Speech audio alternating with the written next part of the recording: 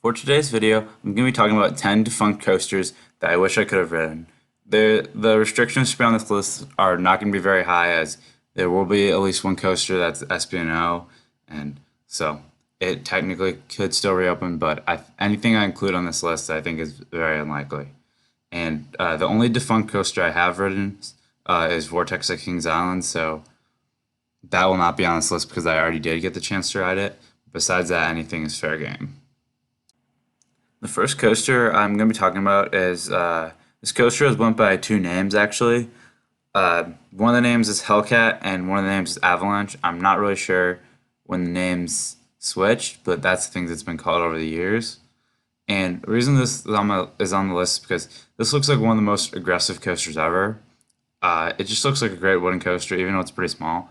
And this one is actually disappointing for me that I didn't get to ride it because actually I used to live in Wisconsin and I only was an enthusiast at the very end of my time living there, like the last year. So I never did get the chance to ride it, unfortunately. But I did get a drive by it many times as a GP, so I saw it. But unfortunately, for some reason, I never decided to ride it. The next coaster I'm going to be talking about is Ozark Walk, which was a GCI at Celebration City, which was in my home state of Missouri. And although I never got to go to this park when it was open, I did. While this park is still abandoned, and it is very close to Silver Dollar City, so I did get to kind of walk around the outside and see. I could kind of see inside, and there is a lot still remaining, but unfortunately, this coaster is not still remaining. And it did look like one of the better GCIs, and that's why I decided to place it on this list. The next coaster I'm going to talk about is Volcano the Blast Coaster, which was at King's Dominion. I could be wrong with this, but I'm pretty sure this was the coaster on this list that closed the most recently, as it was only about 2 years ago. This looked like a very unique coaster, and it also looked like a pretty good ride. There's nothing really else. There's nothing really like this that's still out there, so that's why I think it's pretty unique. But I wouldn't be that surprised if either Intamin or another manufacturer try to recreate something like this at another park.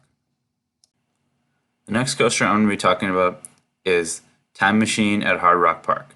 This was a B&M sit-down coaster, and not very many of these were ever built, and I really wish B&M still made them. And they are a model. I've only ridden one of them, but it is a model I really do enjoy. And this coaster actually technically is still operating. I don't know exactly where it is, but I'm pretty sure it's in Vietnam. But I mean, it's pretty unlikely I'll ever go there, especially because that isn't really a country known for coasters, and I don't really think there's much of a reason for me to go there, especially now that Six Flags Vietnam is canceled.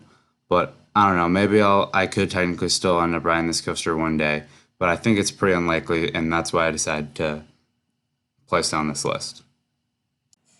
The next coaster I'm talking about is Villain, which is at Geauga Lake, and this coaster was an unfortunate victim of Cedar Fair deciding to close down Geauga Lake because it was too close to Cedar Point. So this was a really unfortunate reason that it had to close, and this is a coaster I would have really liked because my favorite coaster in my home park is the Boss, and this was built in the same year, and at the time, Geauga Lake was also owned by Six Flags. So these coasters are kind of siblings, I guess. So I would really like to try this one out. The next coaster on this list is Mega Zeph at Six Flags New Orleans. And this coaster does technically still exist at Six Flags New Orleans, but it's been abandoned for about 15 years, and it's in extremely bad shape, and it's very unlikely for this coaster to ever reopen. So that's why I consider it eligible for this list.